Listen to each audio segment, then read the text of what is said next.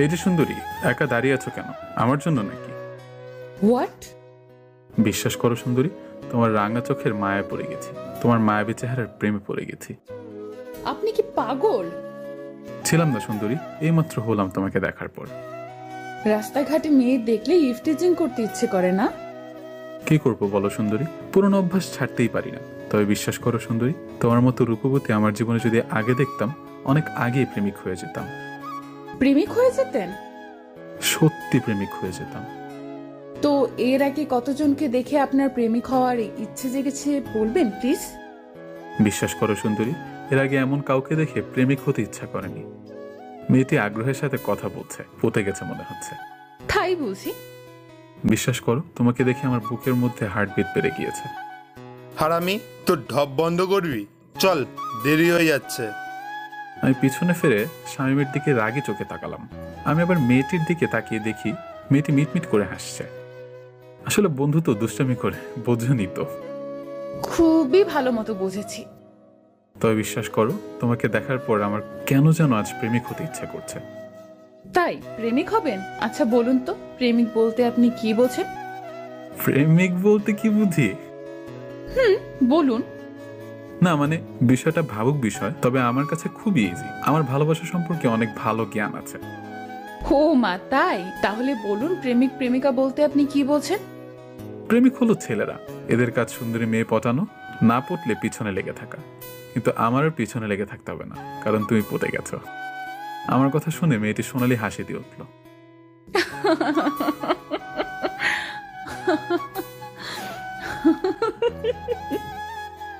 আহ, কি হলো, কি হলো?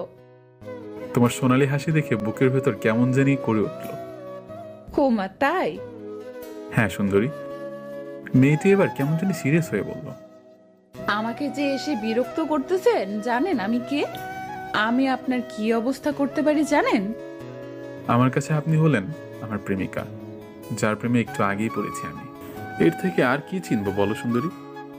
মেয়েটি হঠাৎ তার ব্যাগ থেকে পিস্তল বের করে বলল, এটা কি জানেন? ওমা! আমি অবাক চোখে পিস্তলের দিকে তাকিয়ে থাকলাম। কি ব্যাপার? মা বের হলো কেন মুখ থেকে? সুন্দরী বলবেন না? আপনি আমার ধর্মের বোন, বোন আমাকে মারবেন না। সুন্দরী প্রেমিক থেকে ধর্মের বোন হয়ে গেলাম।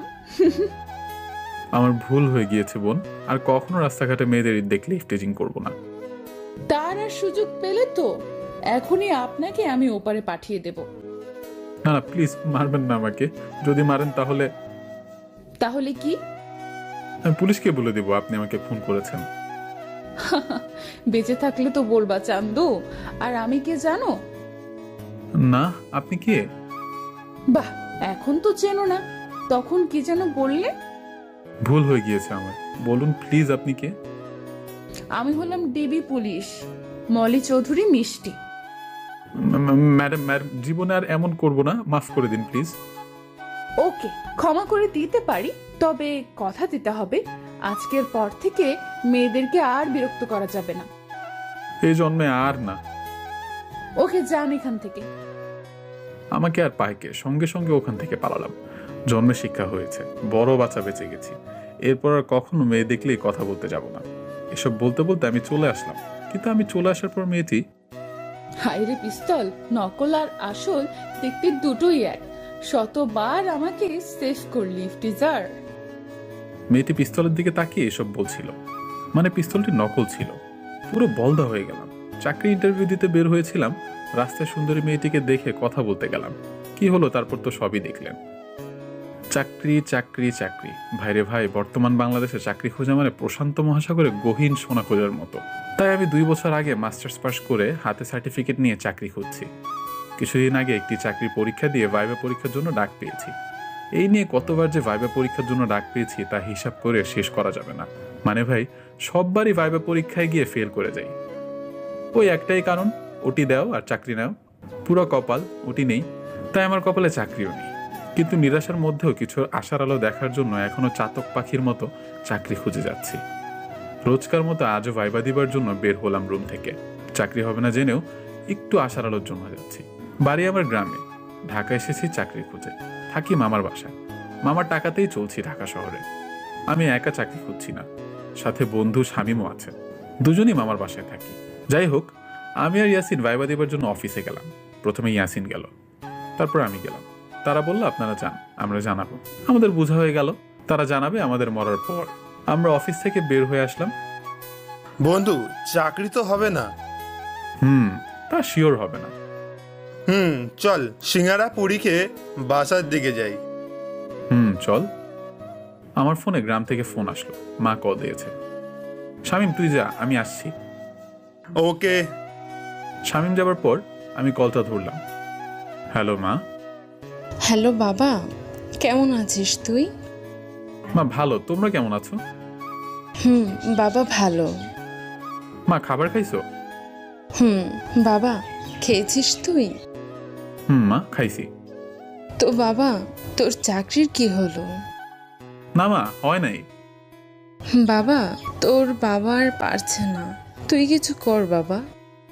চাকরি হবে না জেনেও একটু সান্ত্বনার জন্য মাকে বললাম, বাবা দেখবে খুব শীঘ্রই আমার চাকরি হবে।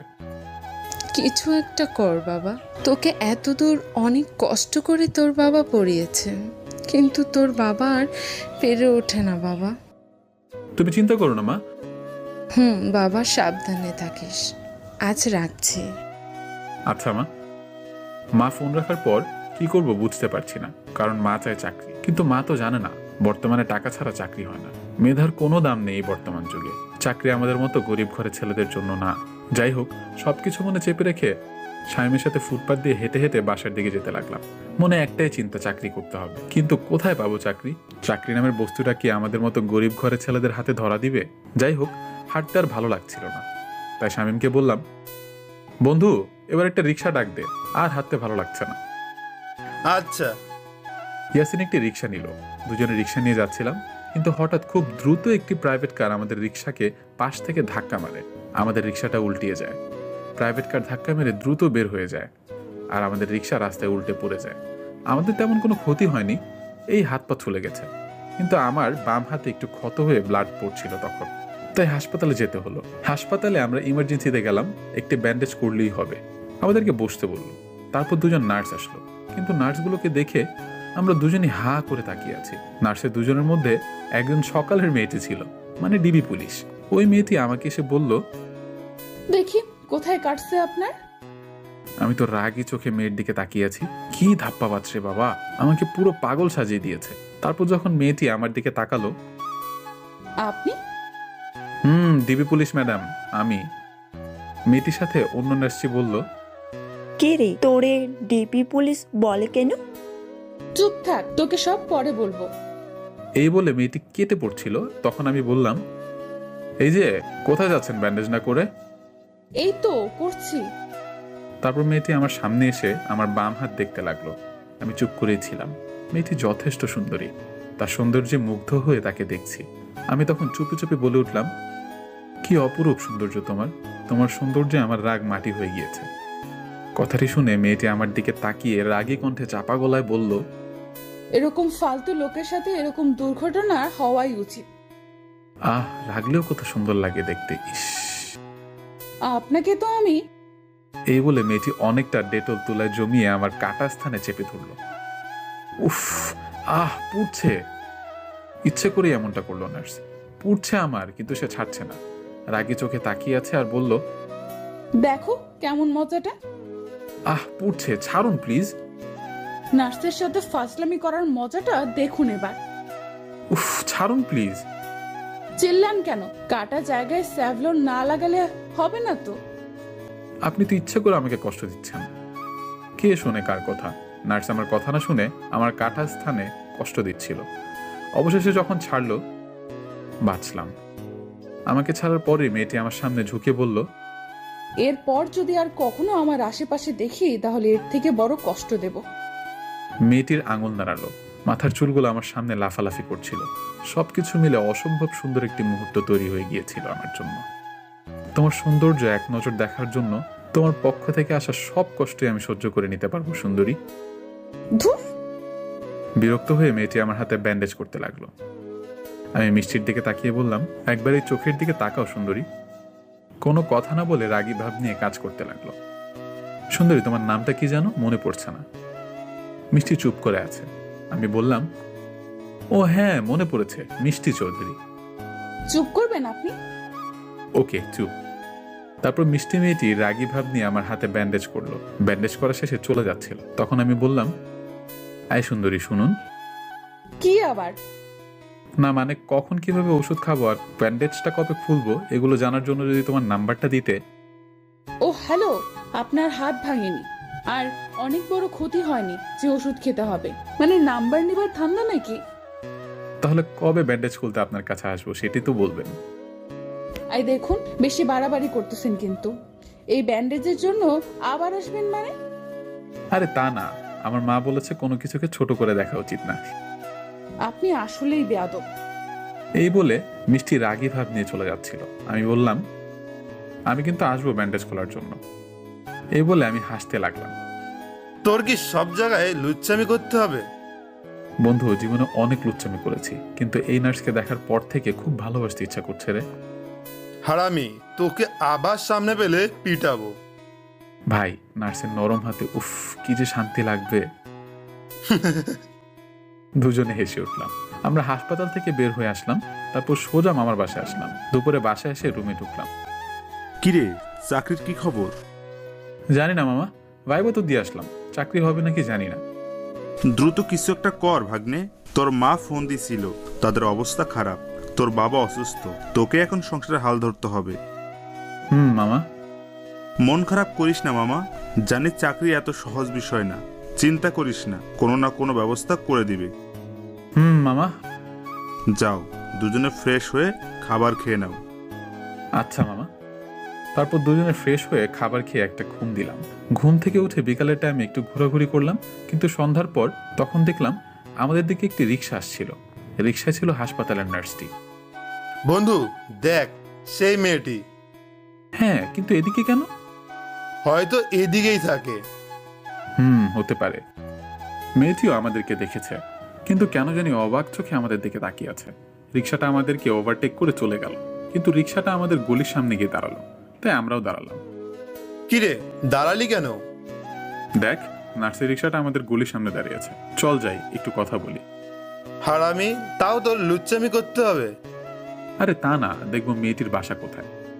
আমি শামীমকে জোর করে টানতে টানতে রিক্সার কাছে নিয়ে গেলাম। রিক্সার কাছে যেতেই মিষ্টি মেয়েটির আর রিক্সাওয়ালার কথাবার্তা শুনতে পেলাম। না আপা, টাকা না দিয়ে আপনি যেতে পারেন না। বোঝার চেষ্টা করুন প্লিজ, আমি ভুলে আমার পার্সটি হাসপাতালে রেখে আসছি। আপনি একটু অপেক্ষা করুন, আমি বাসা থেকে টাকা এনে দিচ্ছি। না আপা, আপনি টাকা দেন আমার। আমরা তখন ওখানে গিয়ে বললাম, কি ব্যাপার মামা, কি হয়েছে? দেখুন মামা, ভাড়া দিচ্ছে না, বলতেছি অপেক্ষা করতে, বাসা থেকে এনে দিবে। মেয়েটি আমাদের দেখে লজ্জায় মাথা নিচু করে ফেললো। হয়তো ভাড়া দিতে পারছে না বলে লজ্জা পাচ্ছে। উনি ওনার টাকা ব্যাগে ভুলে হসপিটালে রেখে এসেছে। শোনো মামা, উনি একটা মেয়ে, তাও রাত, হয়তো উনি ভুলে তার পার্সটা রেখে আসছে, তাই বলে তুমি ওনাকে যেতে দিবে না? উনি তো বলেছে বাসা থেকে এনে দিবে। সত্যি বলছি, আমি ভুলে পার্সটা রেখে আসছি। আমার বাসা এখানে, আমি এনে দিচ্ছি এখনই। আচ্ছা মামা, তোমার ভাড়া কত? 50 টাকা মামা। এই নাও টাকা। টাকা পেয়ে রিক্সা চালক চলে গেল। আপনাকে অসংখ্য ধন্যবাদ। ওয়েলকাম মিস সুন্দরী। আপনি কি করবো বলো সুন্দরী? তো ফাজিল কেন আপনি? আপনাকে দেখলে ফাজলামিটা চলে আসে।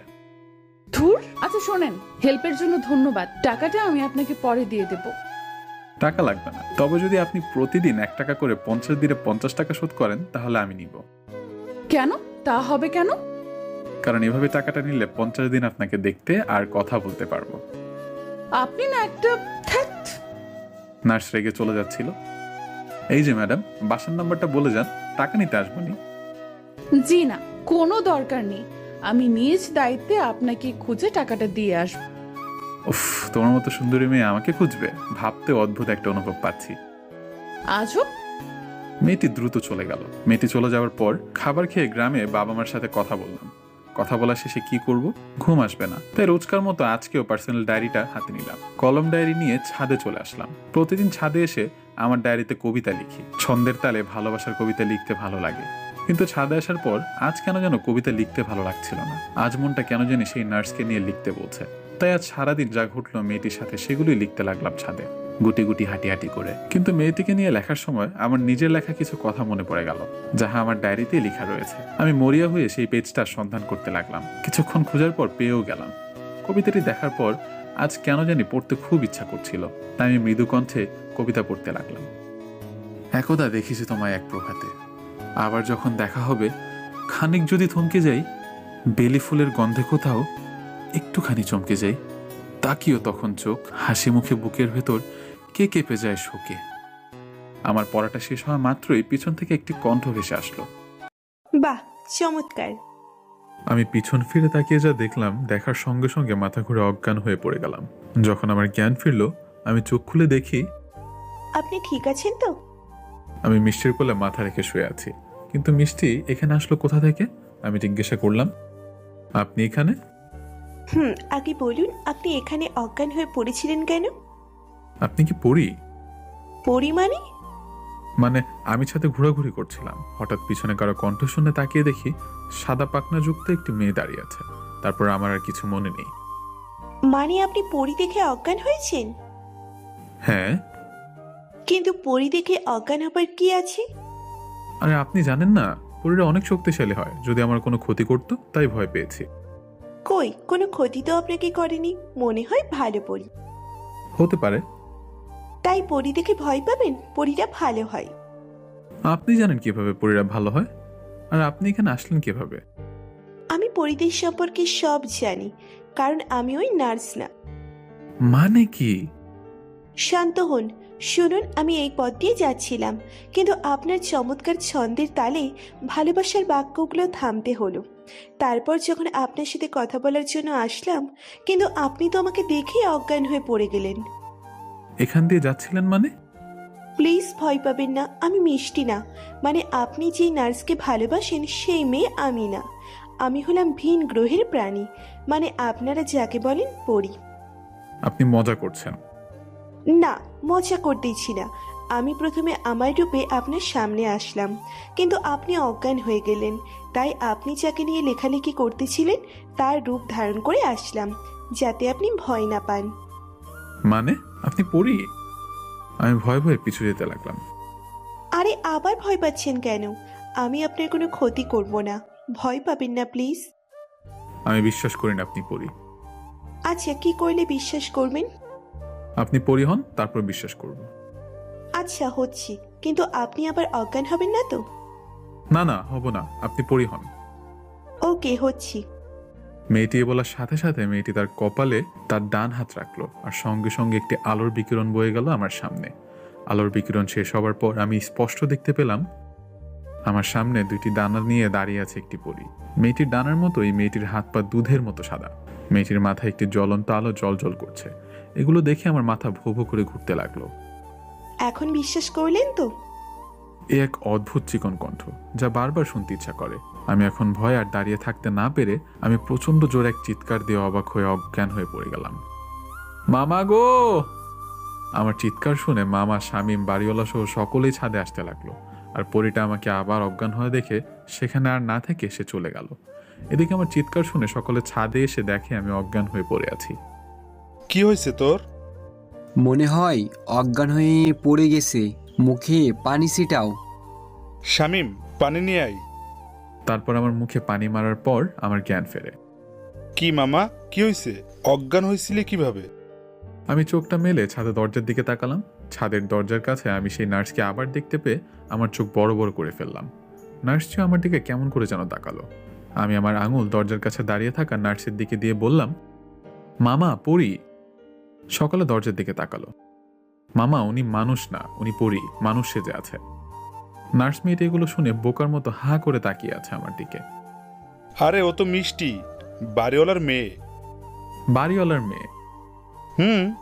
বাড়িওয়ালার মেয়ে মিষ্টি। কই, আগে তো এই বিল্ডিং এ দেখিনি। আরে ও তো পড়াশোনার জন্য হোস্টেলে থাকতো, করোনার জন্য সব ছুটি বলে বাসায় আসছে কিছুদিন আগে। কিন্তু কথা হলো, তুই অজ্ঞান হলে কিভাবে? মামা, পড়ি আসছিল আমার কাছে। কি? পড়ি? হ্যাঁ, আমার সাথে কথা বলতে আসছিল। আমি সব খুলে বললাম। দূর পাগল, পরি বলতে কিছু হয় না, তুই ভুল দেখছিস। না মামা, আমি সত্যি দেখেছি। আমার কথা শুনে মিষ্টি সহ সকলেই হাসছিল। শোনো রফিক, তোমার ভাগ্নের মাথা খারাপ হয়ে গেছে, ওকে রুমে নিয়ে যাও। বাড়িওয়ালা এই বলে হাসতে হাসতে তার মেয়েকে নিয়ে চলে গেল। তুই রুমে আয়। তারপর আমরা রুমে গেলাম। রুমে যাওয়ার পর আমি সবাইকে বিশ্বাস করাতে চেষ্টা করছিলাম, কিন্তু কেউ বিশ্বাস করছিল না। তাই আমি চুপচাপ খাবার খেয়ে শুয়ে শুয়ে ভাবতে লাগলাম, তাহলে সব আমার মনের ভুল ছিল। এইসব ভাবতে ভাবতে ঘুমিয়ে পড়লাম। সকালে ঘুম থেকে উঠে ছাদে গেলাম দাঁত ব্রাশ করতে করতে। ছাদে গিয়ে দেখি ওই নার্সটি ছাদে ফুলের গাছে পানি দিচ্ছে। মিষ্টি আমাকে দেখার পর আমার কাছে এসে বলল, গতকাল রাত্রে কি বলছিলেন? আমি মানুষ না আমি পড়ি? বিশ্বাস করুন, আমি সত্যি বলছি, আমি পরি দেখেছি। আপনার রূপ ধারণ করে আমার সাথে কথা পর্যন্ত বলেছে। সত্যি বলতে কি জানেন, আমি শুধু জানতাম আপনি শয়তান একটি ছেলে, কিন্তু আপনার মাথায় যে সমস্যা আছে আজ জানলাম। আমার কথা বিশ্বাস করুন, আমি সত্যি বলছি। আপনি একটা কাজ করুন, পাবনায় ভর্তি হন, ওখানে অনেক পড়ি আছে। এই বলে হাসতে হাসতে চলে গেল। আমি ওখানেই দাঁড়িয়ে থাকলাম, কাউকে বিশ্বাস করাতে পারছি না। রুমে এসে শামীমকে সব খুলে বললাম, কিন্তু হারামিও কিছু বিশ্বাস করছে না। যাই হোক, এসব ভাবতে ভাবতে সারাদিন কেটে গেল রুমের মধ্যে। কিন্তু বিকেলে যখন রুমে শুয়ে আছি, তখন আমার ফোনটা বেজে উঠল।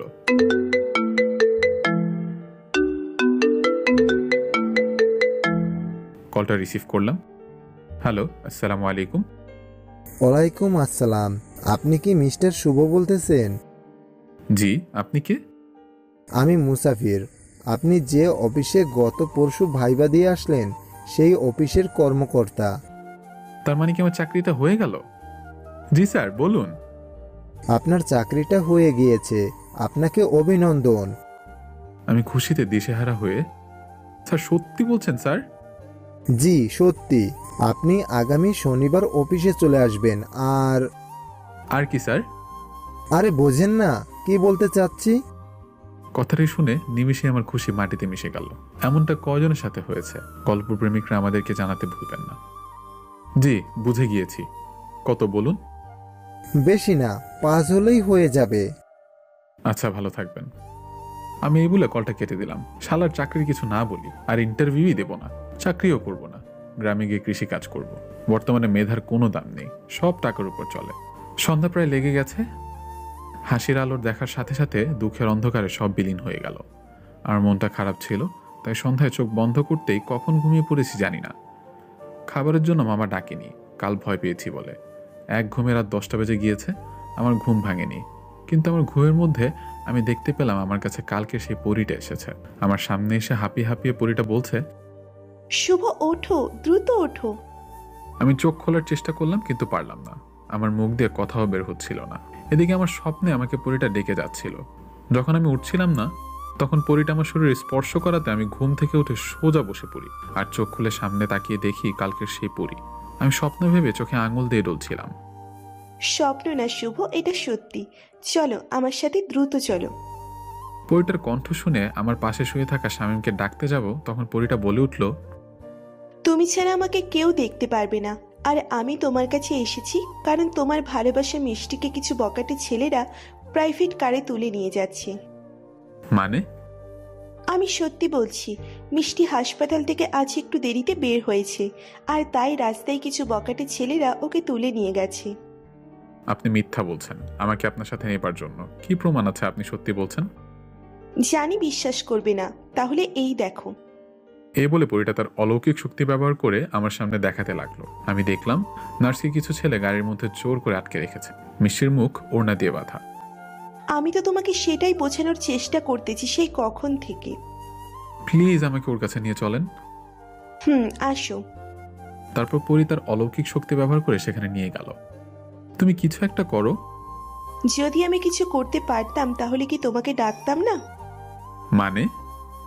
মানে মানব জাতির উপর আমাদের শক্তি ব্যবহার করা বারণ। যদি করি তাহলে? পরীটা থেমে গেল। তাহলে কি? যদি আমি আমার শক্তি তোমাদের উপর ব্যবহার করি তাহলে আমি সঙ্গে সঙ্গে আমার সব শক্তি হারিয়ে ফেলবো। আমি তোমাদের মতো সাধারণ মানুষ হয়ে যাব। কিন্তু এখন কিভাবে গাড়ি থামাবো? দেখো, ওরা গাড়ির মধ্যে মিষ্টির সাথে নোংরামি করার চেষ্টা করছে। আমি শুধু গাড়িটা থামিয়ে দিতে পারি, এর বেশি কিচ্ছু করতে পারবো না। বাকিটা তোমাকে করতে হবে। তাহলে দ্রুত গাড়িটা থামো প্লিজ, আর আমার হাতে একটি মোটা লাঠি এনে দাও। আচ্ছা। তারপর পরীটা আমাকে একটি লাঠি দিল আর তার শক্তি ব্যবহার করে গাড়িটা থামিয়ে দিল। গাড়ি একা একাই বন্ধ হয়ে গেল আর আমাকে গাড়ির সামনে নিয়ে দাঁড় করালো। গাড়িটা বন্ধ হলে গাড়ির মধ্যে থাকা 4টি লোক গাড়ির সামনে আমাকে দেখে তারা মিষ্টিকে গাড়ির মধ্যে রেখে গাড়ি থেকে বের হলো। আমার হাতে লাঠি দেখে তারা খালি হাতে বের হলো না, তাই আমি তাদের সুযোগ দেবার আগে আমি দ্রুত একজনকে মাথায় বাড়ি দিয়ে মাটিতে শুইয়ে দিলাম। তারপর ওপাশ থেকে বাকি দুজন আসার আগেই এই পাশে থাকা আরেকজনকে মাথায় বাড়ি দিয়ে শুইয়ে দিলাম। আর এইদিকে ওই দুজনের মধ্যে একজন পিছন থেকে এসে সোজা আমার মাথায় বাড়ি দিল। সঙ্গে সঙ্গে আমার মাথা ফেটে রক্ত পড়তে লাগলো, কিন্তু আমি মাটিতে পড়ে না গিয়ে শরীরের সর্বশক্তি দিয়ে লোকটির মাথায় বাড়ি দিয়ে মাথা ফাটিয়ে দিলাম। আর আরেকজন তখন এই সুযোগে আমার বাম হাতে একটি বাড়ি দিল। বাড়ি দেওয়ার সাথে সাথে লোকটির হাতের লাঠি ভেঙে 2 ভাগ হয়ে গেল। বাড়ি দেওয়ার পর আমি আমার বাম হাতে কোনো বল পাচ্ছিলাম না, হয়তো বাম হাত ভেঙে গিয়েছে। আমি আমার পাটা ব্যবহার করে শেষ লোকটির মিডলে লাথি দিলাম আর ডান হাতের লাঠিটা দিয়ে মাথায় বাড়ি দিলাম কয়েকটা। সবগুলো মাটিতে গড়াগড়ি খাচ্ছে আর আমি মাতালের মতো এদিক থেকে ওদিক যাচ্ছি। মাথা থেকে অনবরত রক্ত পড়ছে, মাথাটা ঝিম ধরে আছে, সবকিছু ঘুরছিল। লোকগুলোকে মাটিতে পড়ে থাকা অবস্থা আমি আরো পেটাতে থাকলাম। সবগুলোকে যখন মাটিতে লেপে দিয়েছি তখন আমি গাড়ির দরজাটা খুললাম। দরজাটা খুলে আমি ঝাপসা চোখে দেখতে পেলাম মিষ্টি মানে সুন্দরী নার্স অবাক চোখে আমার দিকে তাকিয়ে আছে। আমি মিষ্টিকে গাড়ি থেকে নামালাম। আমি দাঁড়িয়ে থাকতে পারছিলাম না, কারণ প্রচুর রক্ত পড়ছিল, আমার শরীর ঝিম ধরে আসছিল। আমি মাটিতে পড়ে যাওয়ার আগে মিষ্টিকে বাঁধন মুক্ত করলাম। তারপর আমার আর কিছু মনে নেই। তারপর যখন আমার জ্ঞান ফিরল তখন আমি নিজেকে হাসপাতালের বেডে আবিষ্কার করলাম। আমার পাশে বসেছিল সেই নার্স মানে মিষ্টি। আপনি? আমার মাথায় ব্যান্ডেজ, হাতে ব্যান্ডেজ, বাম হাত কেসে। আপনার জ্ঞান ফিরেছে? আমি আস্তে করে বললাম, হ্যাঁ। আমার জ্ঞান ফেরার কথা শুনে মামা, ইয়াসিন, মিষ্টির বাবা মা ভিতরে আসলো। মামা কেমন লাগতেছে এখন? মামা ভালো। বাবা, তুমি আমার মেয়েকে অনেক বড় বিপদ থেকে বাঁচিয়েছো। তোমাকে যে কি বলে ধন্যবাদ দিব আমি জানি না। আঙ্কেল, এটি আমার কর্তব্য ছিল। তোমরা কেউ ওনার সাথে কথা বললো না, উনি কথা বললে মাথায় সমস্যা হবে। আমি রুমের মধ্যে পরীকে দেখতে পেলাম, আমি ছাড়া তো কেউ দেখতে পাবে না। পরীটা আমার দিকে তাকিয়ে একটি হাসি দিয়ে ফাইন দেখালো হাত দিয়ে। ঠিক বলছো, ওর সাথে কেউ কথা বলো না। তোমরা সকলে বাইরে যাও, ওনাকে রেস্ট নিতে দাও। ওকে। সকালে রুম থেকে বের হলো। তারপর মিষ্টি আমার কাছে এসে বলল, একটু কষ্ট করে উঠে বসতে হবে, একটু ওষুধ খেতে হবে। এত সুন্দর করে কথা এর আগে বলেনি। আমি তো পারবো না উঠতে, বাম হাত ভাঙা। ওকে, আমি উঠিয়ে দিচ্ছি। এ বলে মলি আমাকে ধরে বসালো। নেন, খান। আমি ওষুধটা নিয়ে খেলাম। ওষুধ খাওয়া শেষে মিষ্টি একটি চেয়ার নিয়ে আমার সামনে বসলো আর বলল, আমি কিছু কথা বলবো, সব কথার উত্তর দিবেন, তবে আস্তে আস্তে। তার আগে আমার কিছু কথা আছে। কি কথা? আমি আপনাকে বাংলা সিনেমার নায়কের মতো বাঁচালাম, তোমার তো এখন আমার প্রেমে পড়ে যাবার কথা। তাই? তুমি আমাকে এখন বলবে তোমাকে ভুল বুঝছি, আমাকে ক্ষমা করে দাও, আর আমি তোমাকে ভালোবাসি। না, বলবো না তো। কেন? তুমি কি আমার প্রেমে পড়নি? না তো। পড়ো নাই? না মানে, আপনি কি ভালো হবেন না? হাসপাতালের বেডে শুয়ে আছেন, তাও শয়তানি করতেছেন। কি করব তাহলে? আগে আমার প্রশ্নের উত্তর দিন। কি? আপনি জানলেন কিভাবে? আর আমাকে খুঁজে বের করলেন কিভাবে? রুমের মধ্যে পরিটা সব শুনছে আর হাসছে। আমি বলতে পারি, তবে তুমি কি বিশ্বাস করবে? অবশ্যই করব, বলেন। আগে কথা দাও, কথাগুলো কাউকে বলবে না। আচ্ছা, বলবো না, বলেন। তুমি বিপদে আছো, কোথায় আছো, এই সব কিছু আমাকে বলেছে সেই দিন রাত্রে পরিটা। মানে এখনো ফাজলামি? বলেন প্লিজ সত্যিটা। এই তো বিশ্বাস করছেন না। Okay wait. আমি এই বলে পরিটাকে বললাম, পরি তুমি মিষ্টির সামনে এসো তো। কার সাথে কথা বলেন? চুপ করো, পরি আসো প্লিজ। পরিটা না করলেও আমার চাপে আসতে বাধ্য হলো। কি এখন বিশ্বাস হলো? তার মানে সেদিন রাত্রে সব কথা সত্যি ছিল? আপু সত্যি ছিল। কিন্তু আমি তো জানতাম পরি বলতে কিছু নেই। ভুল জানতে, এখন সঠিকটা দেখে জেনে নাও। সেটাই তো দেখছি। তারপর পরিটা হঠাৎ বলে উঠলো, তোমরা থাকো, আমাকে যেতে হবে, আমার ডাক পড়েছে। আগামী 1 মাস পৃথিবীতে আসা বারণ আমাদের, তাই আসতে পারবো না। কেন আসতে পারবে না? কারণ আমাদের রাজ্যের রাজার মেয়ের বিবাহ। এই জন্য আমি আসি, তোমরা দেখে শুনে থেকো, 1 মাস পর দেখা হবে। আচ্ছা, মিস করব খুব। আমিও অনেক মিস করব। এই বলে পরীটা চলে গেল। কি সুন্দরী, চুপ কেন? আমি সত্যিই অবাক, বাস্তবে পড়ি আছে জেনে। যাই হোক, এখন সুন্দর করে লাভ ইউ বলে দাও। মানে এটা বলবো কেন? আজব, যদি আমাকে এখন ভালোবাসি না বলো তাহলে তো পুরো বাংলা সিনেমার কাহিনীকে অবমাননা করা হবে। ধ্যাৎ। বিরক্ত হয়ে মলি রুম থেকে বের হয়ে গেল। আমার আর ভালোবাসি কথাটা শোনা হবে না, গল্পেও না বাস্তবেও না। যাই হোক, আমার সুস্থ হতে 1 মাস লেগে গেল। মলি আমাকে অনেক সেবা যত্ন করে, কিন্তু ভালোবেসে করছে নাকি নার্সের কর্তব্য থেকে করছে জানি না। তবে এখন আমরা অনেক ক্লোজ হয়ে গিয়েছি। বন্ধুর মতো আচরণ করে মিষ্টি আমার সাথে, কিন্তু আমাকে ভালোবাসে কিনা এটি বলে না। যাই হোক, এভাবে একদিন আমি আর শামীম ঘুরতে বের হয়েছিলাম। তখন আমরা দেখতে পেলাম মিষ্টি একটি ছেলের হোন্ডার পিছনে বসে আছে। মিষ্টি ছেলেটির কাঁধে হাত রেখে কথা বলতে বলতে কোথায় যেন যাচ্ছে। বন্ধু, মিষ্টি মনে হলো। মিষ্টি তো। ছেলেটি কে? জানি না। চল তো দেখি। না থাক, বাদ দে। বাদ দেবো কেন? জানতে হবে না কে? যদি বয়ফ্রেন্ড হয় তাহলে তোকে এতদিনে ঘুরালো কেন? বাদ দে। তুই আয় তো। এই বলে শামীম একটি সিএনজি নিল আর সেই হোন্ডার পিছু নিলাম। প্রথমে তারা একটি পার্কে গেল, সেখানে অনেকক্ষণ গল্প করলো, বাদাম মুড়ি খেলো। তারপর তারা রেস্টুরেন্টে ঢুকলো। বন্ধু, কিছু বুঝতে পারলি? বন্ধু, আমরা অনেক সময় চোখে যা দেখি আর মনে যা ভাবি সেটা সত্য নাও হতে পারে। আমি বুঝলাম না তুই এখনো শান্ত আছিস কিভাবে। আমার তো রাগে গা জ্বালা দিচ্ছে। শোন বন্ধু, এখানে রাগার মতো কিছু নেই। তুই ভেবে দেখ, মিষ্টি কিন্তু এখন আমাকে বলেনি সে আমাকে ভালোবাসে। আমাদের মধ্যে তেমন কিছুই হয়নি। এখন যদি আমরা জানতে পারি মিষ্টির বয়ফ্রেন্ড আছে, তাহলে আমরা মিষ্টির খারাপ মেয়ে বলতে পারবো না, কারণ সে আমাকে বলেনি যে সে আমাকে ভালোবাসে। তা ঠিক, কিন্তু তোকে যে ভালোবাসতে পারবে না বা ওর বয়ফ্রেন্ড আছে এগুলো তো কিছুই বলেনি। আচ্ছা বাদ দে তো। আমার বুকের ভেতর কেমন যেন করছিল, খুব কষ্ট হচ্ছিল মিষ্টিকে অন্য ছেলের সাথে দেখে। চল আমরা কথা বলি ওদের কাছে গিয়ে। পাগল হয়েছিস তুই? চল বাসায় চল। আমি এই বলে শামীমকে নিয়ে বাসায় চলে আসলাম। বাসায় আসার পর আমি ছাদে গিয়ে দাঁড়িয়েছিলাম মন খারাপ করে। পরীকে আজ অনেক মিস করছিলাম। যদি পরীটা থাকতো ওর কাছে মনের কথাগুলো শেয়ার করতে পারতাম।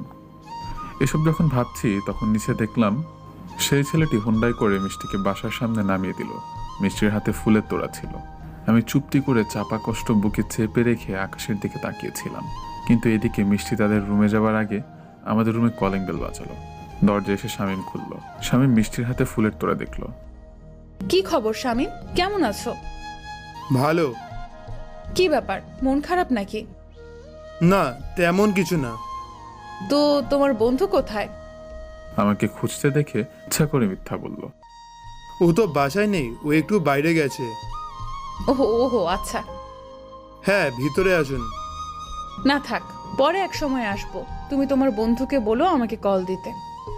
এই বলে মিষ্টি চলে গেল। মিষ্টি চলে যাওয়ার পর শামীম দরজাটা আটকে দিল।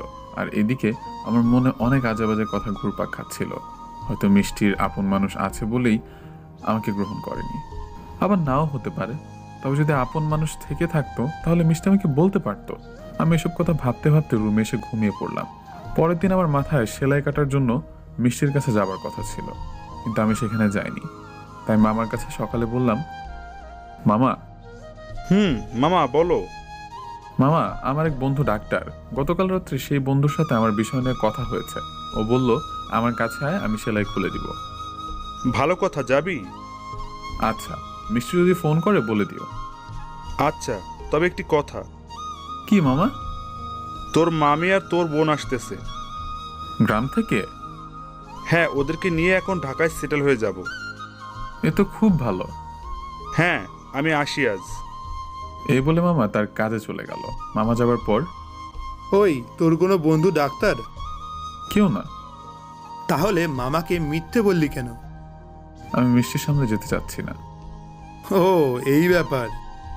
হ্যাঁ। তাহলে কার কাছ থেকে সেলাই খুলবি? কেন, ঢাকা কি ক্লিনিকের অভাব আছে নাকি? চল এখনই যাব। ওকে, চল। তারপর আমরা বের হলাম সেলাই খোলার জন্য। এদিকে মিষ্টি হাসপাতাল আমার জন্য ওয়েট করছিল। আমাকে না আসতে দেখে মিষ্টি আমাকে কল দিল। হ্যালো,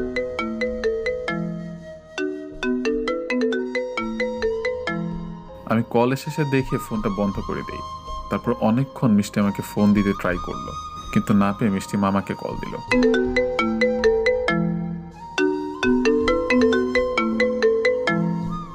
হ্যালো মামা। মিষ্টি বলো। মামা শুভ কোথায়? এখনো আসলো না তো সেলাই খোলার জন্য? ওহো, ওর এক বন্ধু ডাক্তার, তার কাছে গিয়েছে সেলাই খোলার জন্য। ও আচ্ছা। মিষ্টির মনটা খারাপ হয়ে গেল কথাটা শুনে। আচ্ছা, একটু বিজি আছি, পরে কথা বলবো। আচ্ছা মামা। এই বলে মামা কল কেটে দিল। আর এদিকে মিষ্টির মনটা খারাপ হয়ে গেল। দেখতে দেখতে এভাবে 3 দিন কেটে গেল। এই 3 দিন মিষ্টির সাথে দেখা কথা কিছুই হয়নি। মিষ্টি যাতে আমাকে কল না দিতে পারে এর জন্য আমি আমার ওই নাম্বারটা বন্ধ করে রেখেছি। মিষ্টি এই কয়দিন আমার সাথে কথা বলার জন্য অনেক চেষ্টা করেছে, কিন্তু আমি সুযোগ দিইনি। কিন্তু আজকে মিষ্টির বাবা মা আমাদের বাসায় এসে দাওয়াত দিয়ে গিয়েছে। আজ সন্ধ্যার পর তাদের বাসায় যেতে বলেছে সবাইকে। মিষ্টিকে বিপদ থেকে বাঁচিয়েছি এর জন্য, কিন্তু আমি মামার শামীমকে পাঠিয়েছি। আমি মামাকে বলেছি আমার পেট খারাপ, তাই যাব না। তারপর মামার শামীম গেল। শামীম যেতে চাচ্ছিল না, তাও গেল। কিন্তু আজও মিষ্টি আমাকে দেখতে না পেয়ে মামাকে জিজ্ঞেস করলো, মামা শুভ কোথায়? ওর শরীর খারাপ, তাই আসেনি। বাবা আমি যাচ্ছি। এই বলে মিষ্টি আমাকে ডাকার জন্য আমাদের রুমের দিকে আসছিল। আমি জানতাম আমাকে না দেখে মিষ্টি আসতে পারে, তাই রুম আটকিয়ে ছাদে চলে এসেছি। কিন্তু মিষ্টি দরজা আটকানো দেখে মিষ্টি খুঁজতে খুঁজতে ছাদে চলে আসলো। ছাদে এসে আমাকে দেখে পিছন থেকে বলল, কি সমস্যা আপনার? কি হয়েছে? আমি পিছনে ফিরে তাকালাম। আপনি এখানে? আমি এখানে। আগে বলুন আপনি আমার সাথে এমন করতেছেন কেন? কি করলাম আমি? কি করছেন জানেন না? না তো, কি করেছি? আপনি ভালো করেই জানেন আমি কি নিয়ে কথা বলতেছি। আজব, সত্যি আমি বুঝছি না কিছু। আপনি আমাকে গত কয়েকদিন যাবত ইগনোর করতেছেন। আরে ভুল বুঝছেন, আমি ইগনোর করবো কেন? এই একদম মিথ্যা বলবেন না। আমি কল দিলে নাম্বার বন্ধ করে রেখে দেন। আমাকে আপনাদের বাসায় যাওয়া দেখলে আপনি বাসা থেকে পালান। এমন কেন করতেছেন? না না, ভুল বুঝছেন আপনি। আমি একটু বিজি ছিলাম, তাই আপনার সাথে দেখা করতে পারিনি, কথা বলতে পারিনি। তাই? সত্যি বলছি। তো কি নিয়ে এত বিজি ছিলেন আপনি? এই একটু কাজ নিয়ে বিজি ছিলাম। তো আপনি এখানে কেন? আমি এখানে কেন? ওহো, বুঝেছি, দাওয়াত দিয়েছেন যায়নি বলে। আসলে আমার শরীরটা ভালো নেই, তাই আর কি যায়নি। আপনি যে মিথ্যাও বলেন জানতাম না। সত্যি আমার শরীর খারাপ, মিথ্যা বলছি না। চুপ করুন, আপনার শরীর খারাপ কিনা দেখতেই পারতেছি। আসলে কোনো কথা শুনবো না আপনার আর। এখনই আপনি আমার সাথে আমাদের বাসায় যাবেন, আসুন। মিষ্টির রাগ দেখে আমি চুপচাপ বললাম, আচ্ছা চলুন।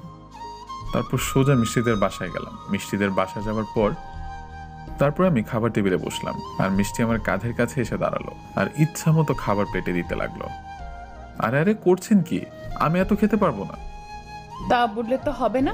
আপনার শরীর ভালো করে দিব খাবার খাইয়ে। মানে কি? মানে কিছুই না, সব খাবার খেতে হবে।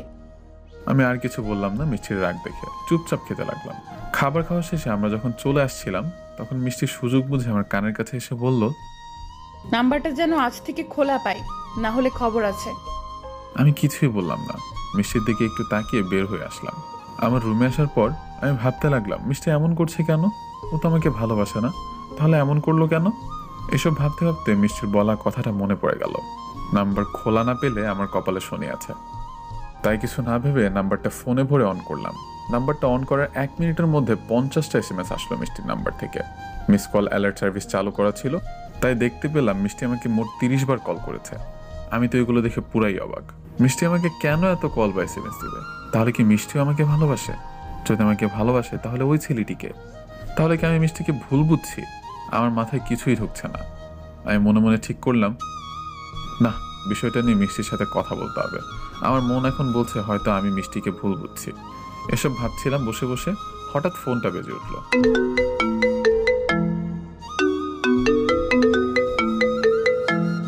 দেখলাম মিষ্টির নাম্বার থেকে কল এসেছে। আমি কলটা রিসিভ করলাম। হ্যালো, কেমন আছেন? হ্যাঁ ভালো, আপনি? ভালো। তো SMS গুলো দেখছেন? দেখলাম। ভালো, কিছু বলবেন না? ভাবলাম ওই ছেলেটাকে নিয়ে এখনই বলি, কিন্তু সামনাসামনি বলাটা ভালো হবে, তাই ভেবে বললাম না। কি বলবো? কিছুই বলার নেই? না। ওহো, তাহলে এটি বলুন, আমাকে আপনি করে বলতেছেন কেন? আগে তো বলতেন না। এমনি বলেছে, আমি এড়িয়ে চলছি সব কথা। ও আচ্ছা, তাহলে ঘুমান, আমি রাখি। তারপর যখন মিষ্টি কলটা কাটতে যাবে তখন আমি বলে উঠলাম, শুনুন, বলুন। কালকে বিকেলে দেখা করতে পারবেন বাইরে? কিছু কথা বলার ছিল। মিষ্টি অনেক আগ্রহ নিয়ে বলল, অবশ্যই। কোথায় কখন দেখা করবেন বলেন? তারপর আমি সময় ও জায়গা বলে কলটা কেটে দিলাম। কাল বিকেলে মিষ্টির সাথে দেখা করব। কিন্তু সকালে আমি ঘুম থেকে উঠে ছাদে চলে গেলাম হাঁটাহাঁটি করতে। শীতের সকাল 8টা বাজে। হাঁটাহাঁটি করতে করতে আমার নিচের দিকে চোখ গেল। নিচে দেখি সেদিনকার সেই ছেলেটি বাড়ির সামনে হোন্ডা নিয়ে দাঁড়িয়ে আছে। আমি ভাবতে লাগলাম, ছেলেটা এখানে কেন? ঠিক তখনই দেখলাম মিষ্টি বাসা থেকে সেজে গুজে বের হলো আর ছেলেটার হোন্ডায় বসে কোথায় যেন গেল। এটি দেখার পর আমার মনটা সঙ্গে সঙ্গে খারাপ হয়ে গেল। মিষ্টির সাথে দেখা করার ইচ্ছাটাও মরে গেল। তাই মন খারাপ করে সারাদিন রুমে শুয়েছিলাম। কিন্তু দুপুরে বাসায় মামি আর মামাতো বোন আসলো। মামাতো বোনের নাম সুমি। আর আমি সবসময় আমার সাথে দুষ্টামি করে, আমাকে কিভাবে প্যারায় ফেলবে সেই চিন্তায় থাকে। তাই বাসায় এসেই আমাকে খুঁজতে খুঁজতে আমার রুমে চলে আসলো। ভাইয়া ভাইয়া, আমি চলে আসছি। সুমি ক্লাস 10-এ পড়ে, অনেক ফাজিল। আমার কপাল পুড়েছে।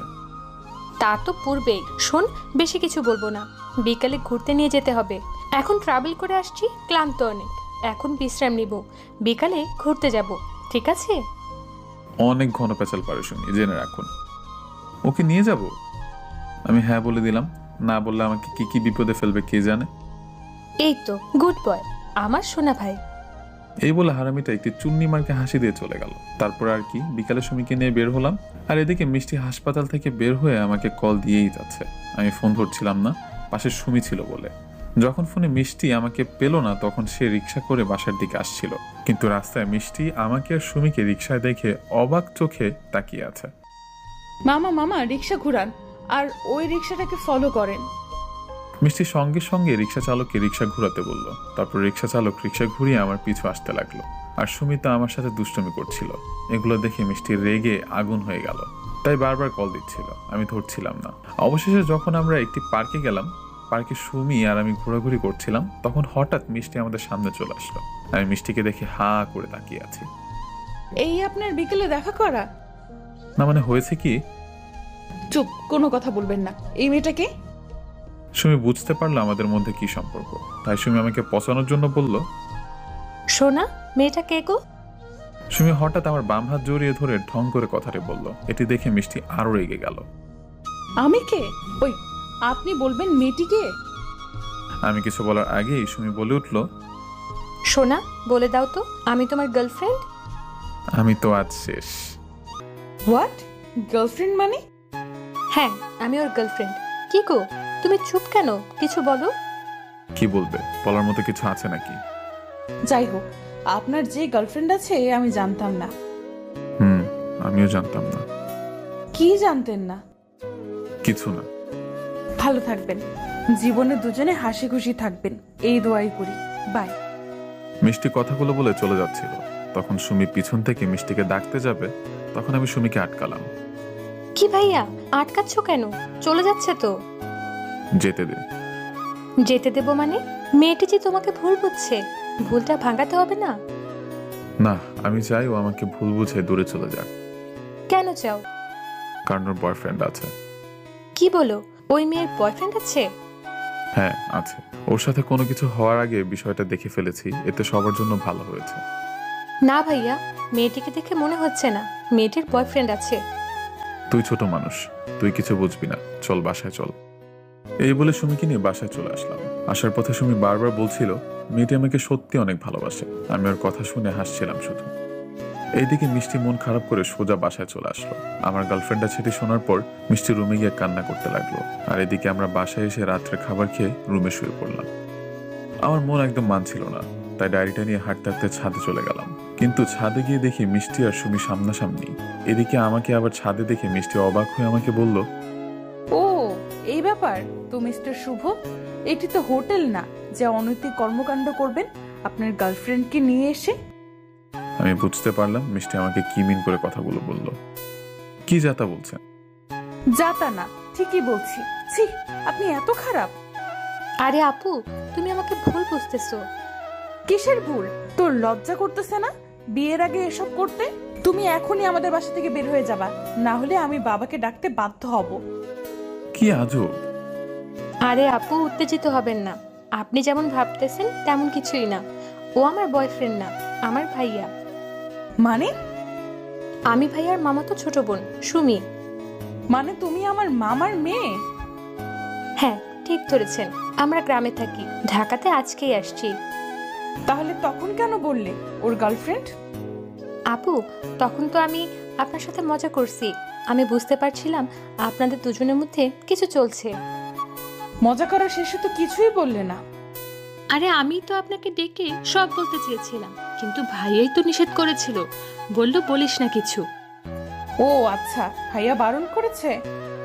আমার কপালে এখন শনি আছে, আমি ওখানে দাঁড়িয়ে ওদের সব কথা বাড়তে শুনছিলাম। হ্যাঁ আপু, ভাইয়া নিষেধ করেছে। আচ্ছা সুমি, তোমার ভাইয়ার সাথে কিছু কথা আছে, তুমি কি আমাদের একটু সময় দিবে? অবশ্যই ভাইয়া, তুমি এবার সামলাও। সুমি এই বলে চলে যায়। মিষ্টি সোজা আমার কলার চেপে ধরলো। আমাকে কষ্ট দিতে অনেক ভালো লাগে না? কি করছেন? কলার ছাড়ুন প্লিজ। তোমাকে এত সহজে ছাড়তেছি না। আগে বল, তুই আমাকে কষ্ট দিলি কেন? আমাকে এড়িয়ে চলিস কেন? তো কি করব? আপনি তো আমাকে ভালোবাসেন না, আর আমাকে কি আপনি কষ্ট দেননি? কথাটা বলাতে মিষ্টি আমার কলার ছেড়ে দিল। তুমি কি বোঝো না আমি তোমাকে ভালোবাসি নাকি বাসি না? নাকি বোঝো না বোঝার ভান করে থাকো? বুঝে নিতাম যদি বোঝার ইচ্ছাটা মরে না যেত। বোঝার ইচ্ছেটা মরে গেল কেন? কেন তুমি জানো না? বুঝতে পারছো না কি করেছো তুমি? আমি সত্যিই জানি না আমি কি করেছি। বলো আমি কি করেছি। বলতে খারাপ লাগলেও বলছি, আমি সেদিন তোমাকে ওই ছেলেটার সাথে রেস্টুরেন্টে পার্কে হোন্ডায় ঘুরতে দেখেছি, আর ঘোরা শেষে ফুল হাতে করে যে বাসায় আসলে সেটিও দেখেছি। ওয়েট, তুমি হৃদয়ের কথা বলতেছো নাকি? জানি না ছেলেটার নাম কি, তবে সব আমি নিজের চোখে দেখেছি, আর আজও দেখলাম। সকালে সেই ছেলেটির সাথেই বাড়ির সামনে থেকে হোন্ডায় করে কোথায় যেন গেলে। আরে ধুর, ও তো আমার খালাতো ভাই হৃদয়। সেদিন ওর সাথে সব জায়গায় গিয়েছিলাম, কারণ ও আমাকে ট্রিট দিল। ট্রিট দিবার কারণ হলো ওকে একটি মেয়ের সাথে রিলেশন করিয়ে দিতে হবে। আর দিন শেষে আমি ফুলগুলো কিনে এনেছিলাম তোমাকে দেব বলে, হৃদয় আমাকে দেয়নি। আর যদি আজকের কথা বলো, আজ ওই মেয়েটির সাথে হৃদয়ের সম্পর্কটা ফাইনাল করে দিলাম। আমি মিষ্টির কথা শুনে হা করে তাকিয়েছি মিষ্টির দিকে। কি হলো, ভুল ভাঙছে নাকি এখনো সন্দেহ আছে? সত্যি তোমার ভাইয়া? আরে বাবা হ্যাঁ। ছি ছি, আমি তোমাকে কত ভুল বুঝলাম। হইছে, এখন আর ছি ছি করতে হবে না। নাও এখন আমাকে প্রপোজ করো। কি প্রপোজ? প্রপোজ করতে বসছি, হা করতেছো কেন? এখনই করব? হ্যাঁ এখনই করবা। হ্যাঁ করছি। হ্যাঁ করো। তারপর আমি মিষ্টির সামনে হাঁটু গেড়ে বসে বললাম, হবে কি তুমি আমার সকালবেলার সূর্যের রশ্মি?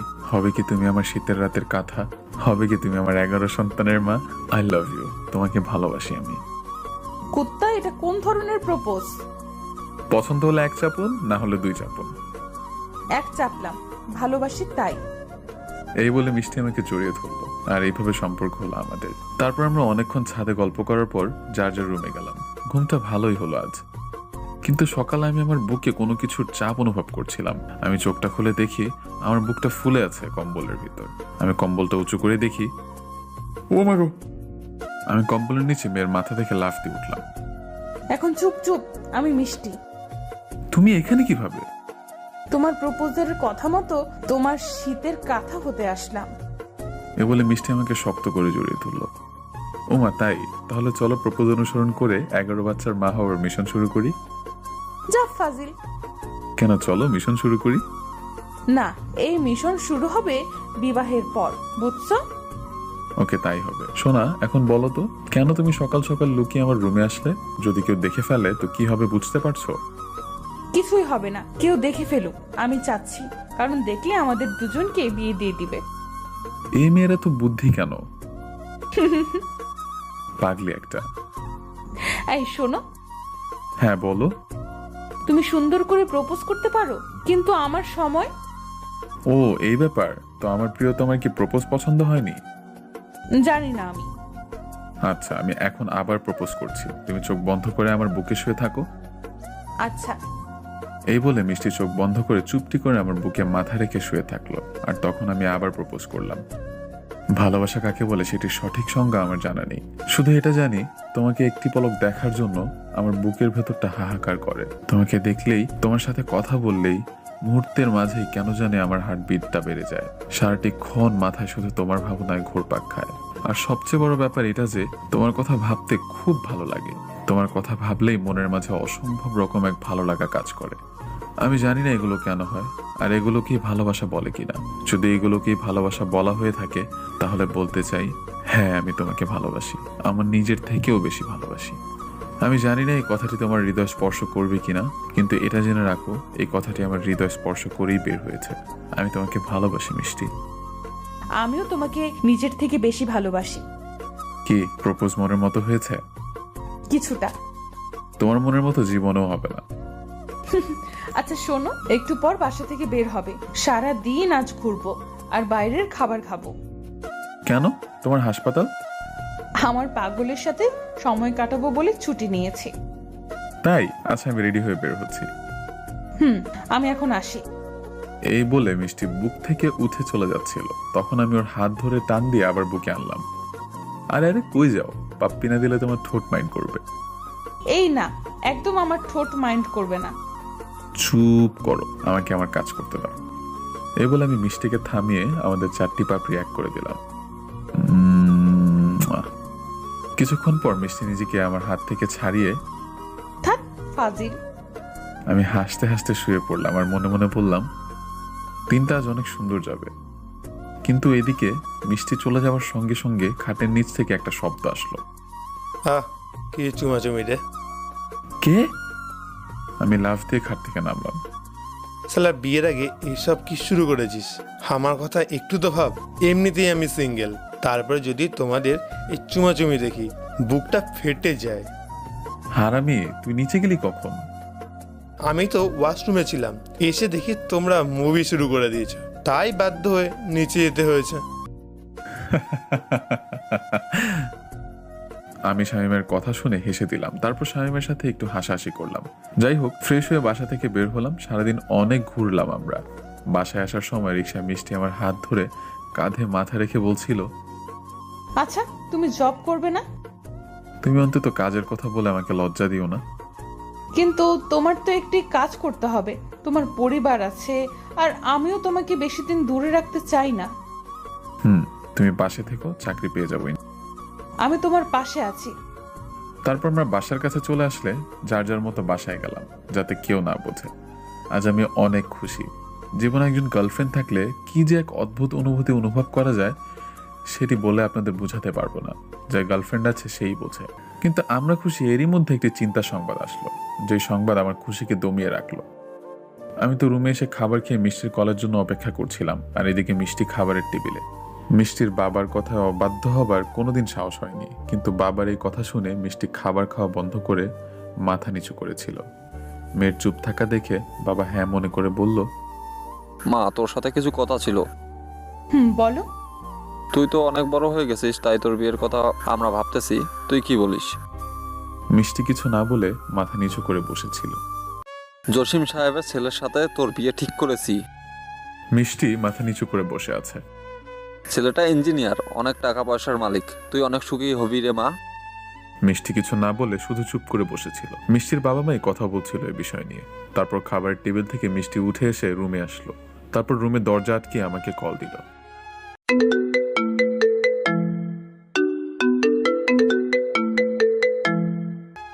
হ্যালো পাগলি, বলো। আমি অপাশ থেকে শুধু মিষ্টির কান্নার শব্দ পেলাম। এই তোমার কি হয়েছে? আমার সাথে কেন এমনটা হয় বলতে পারো তুমি? প্লিজ কান্না করো না, বলো কি হয়েছে। আমার বিয়ে ঠিক করেছে বাসা থেকে। হোয়াট? কি বলছো তুমি? আমার মাথায় আকাশ ভেঙে পড়লো। আমি সত্যি বলছি, বাবা হঠাৎ করেই আজ বললো আমাকে। এখন কি হবে মিষ্টি? আমি কি তোমার পরিবারের সাথে আমাদের বিষয় নিয়ে কথা বলবো? সেটি করে লাভ হবে না, বাবা ওদেরকে কথা দিয়ে দিয়েছে, আর বাবা একবার কথা দিলে তারপর আর কারো কথা শুনে না। তাহলে এখন কি করবে? আমি তো তোমাকে ছাড়া থাকতে পারবো না। আমি আম্মুর সাথে কথা বলবো তোমাকে নিয়ে। আমি আসবো? না, তুমি এখন ঘুমাও, কাল সকালে কথা বলবো আম্মুর সাথে। ঘুম আসবে না সোনা? আমি রাখছি। এই বলে মিষ্টি কলটা কেটে দিল আর শুয়ে কান্না করতে লাগলো। এদিকে আমার চোখে ঘুম নেই।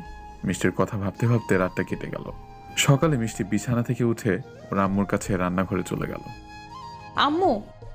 কি রে, আজ এত সকাল সকাল ঘুম থেকে উঠলি কেন? আম্মু, তোমার সাথে আমার কিছু কথা আছে। কি কথা? মিষ্টি চুপ থাক। কি রে বল, কি বলবি? আম্মু, আমি এই বিয়েটা করতে পারবো না। কি বলতেছিস? হ্যাঁ আম্মু, আমি এই বিয়েটা করতে পারবো না। কিন্তু তুই কি বলতেছিস? তুই জানিস তোর বাবা কথা দিয়ে দিয়েছে। কিন্তু মা, আমি এই বিয়েটা করতে পারবো না। আচ্ছা, তুই কান্না করিস না, আমি তোর বাবার সাথে কথা বলতেছি। কিন্তু তুই এটা বল, কেন বিয়েটা করতে পারবি না? আমি একজনকে খুব ভালোবাসি। ভালোবাসিসলে কিভাবে তুই? তুই জানিস না আমাদের গোষ্ঠীতে এইসব প্রেম ভালোবাসার কোনো মূল্য নেই।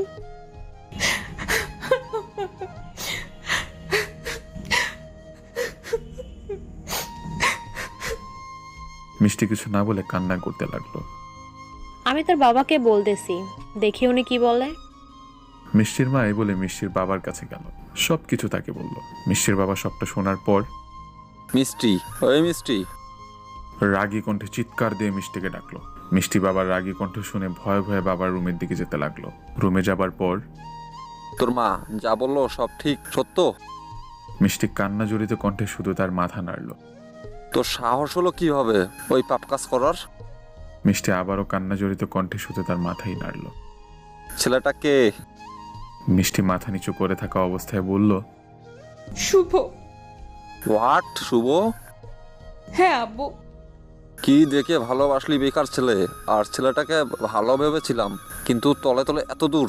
ওদের তো আমি এই বাড়ি থেকে বের করে দেব, তোর সাথে বিয়ে দেওয়া তো দূরের কথা। মিষ্টি তখন বুঝতে পারলো বাবা রেগে গিয়ে আমাদেরকে বাসা থেকে বের করে দিবে, তাই কথা ঘুরিয়ে ফেললো। বাবা, আমি শুভকে ভালোবাসি। ও আমাকে ভালোবাসি কিনা জানি না, আমি ওকে কিছুই বলিনি। মিষ্টির কথা শুনে মিষ্টির বাবার রাগ কিছুটা কমলো। ও আচ্ছা, তাহলে শুনে রাখো, ছেলেটাকে ভালোবাসো এটা বলো নাই, আর বলার দরকার নেই। আমি যার সাথে বিয়ে ঠিক করেছি তাকে বিয়ে করবা, এটাই আমার শেষ কথা। মিষ্টি জানে তার বাবা মানবে না আমাকে, তাই সে কান্না করতে করতে সেখান থেকে বের হয়ে গেল। মিষ্টি তার রুমে গিয়ে দরজা বন্ধ করে কান্না করতে করতে আমাকে কল দিল।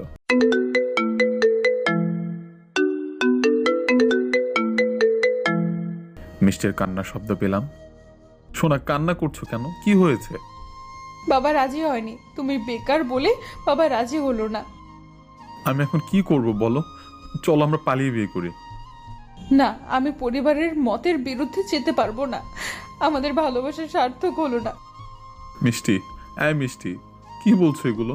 আমি বাঁচবো না তোমাকে ছাড়া। প্লিজ আমাকে একা করে দিও না। পাগলামি করো না, আমাকে খারাপ ভেবে ভুলে যেও শোনা। দেখবে আমার থেকে ভালো মেয়ে তোমার জীবনে আসবে। আমার তোমাকেই লাগবে, প্লিজ আমার সাথে থাকো। খুব যত্ন করে রাখবো তোমায়। আমার শেষ একটা রিকোয়েস্ট, তুমি আমাদের ভালোবাসার কথা নিয়ে প্লিজ বাবার কাছে এসো না। প্লিজ যেও না আমাকে একা রেখে। আমি তোমাকে অনেক ভালোবাসি, বাঁচবো না আমি তোমাকে ছাড়া। আমি রাখছি, আমাকে ক্ষমা করে দিও। ভালো থেকো। পৃথিবীতে এরকম হাজারো ভালোবাসা হেরে যায়, চাকরি, বাস্তবতা, পরিবারের দোহাইয়ের কাছে। আমি আবার কল দিলাম। এইবার ওপাশ থেকে বলে উঠলো, আপনার কাঙ্ক্ষিত নাম্বারে সংযোগ দেওয়া সম্ভব হচ্ছে না। আমি বারবার কল দিচ্ছিলাম, কিন্তু বারবার একই কথা আসছিল। আমি ফেসবুক, ইমো, মেসেঞ্জারে ট্রাই করতে গেলাম, কিন্তু এক এক করে সেখানেও আমাকে ব্লক করে দিল মিষ্টি। আমি একদম ভেঙে পড়ে ফ্লোরে বসে পড়লাম আর অঝরে কান্না করতে লাগলাম। কেন করলে এমনটা মিষ্টি? তুমি তো ভালো করেই জানতে আমি তোমাকে ছাড়া বাঁচবো না। কেন এইভাবে আজ আমাকে একা রেখে চলে গেলে? আমি তোমাকে ছাড়া থাকতে পারবো না। আমি তোমার বাবার কাছে যাব, ওনার পা ধরে তোমাকে ভিক্ষা চাইব। আমি মনে মনে এসব ভাবতে ভাবতে কখন ঘুমিয়ে পড়েছি জানি না। সকালে ঘুম থেকে উঠে কান্না করতে করতে রুম থেকে বের হয়ে গেলাম। কান্না করতে করতে মিষ্টিদের বাসার সামনে গিয়ে বেল বাজালাম। দরজাটা খুলে দিল একটা ইয়াং ছেলে এসে। ছেলেটাকে দেখে আমি যেমন অবাক হলাম, ঠিক ততটাই অবাক হলো ছেলেটি। আমি রুমে প্রবেশ করে দেখি মিষ্টি মাথায় কাপড় দিয়ে সোফায় একটি ছেলের পাশে বসে আছে। এটি দেখে অবাক চোখে আমি তাকিয়ে রইলাম। রুমের মধ্যে আরো অনেকেই ছিল, জানি না কারা এরা। আমার এত কিছু বোঝার সময় ছিল না। আমি সঙ্গে সঙ্গে মিষ্টির বাবার কাছে গিয়ে ওনার পা জড়িয়ে ধরলাম আর বলতে লাগলাম, প্লিজ আঙ্কেল, আমাদের ভালোবাসাকে ভেঙে দিবেন না। আমি মিষ্টিকে অনেক ভালোবাসি, দয়া করে মিষ্টিকে আমার হাতে তুলে দিন। আমার কথা শুনে রুমের মধ্যে থাকা সকলে উঠে দাঁড়ালো। আসলে রুমের মধ্যে অন্যরা ছিল, ছেলে পক্ষের লোকজন, ছেলেটাও ছিল যে মিষ্টির সাথে বসেছিল। আপনারা কি ভাবছেন নাটকের মতো ছেলে পক্ষ এগুলো শুনে বিয়েটা ভেঙে দিবে আর মিষ্টিকে আমার সাথে বিয়ে দিবে? এমন কিছুই না, কারণ মিষ্টির বিয়ে যার সাথে ঠিক হয়েছে ছেলেটি ছাত্রলীগের বড় নেতা। দেখুন কি হয়। আরে ভুল বুঝবেন না, ছেলেটাকে আমরা কেউ চিনি না। আঙ্কেল এগুলো কি বলছেন?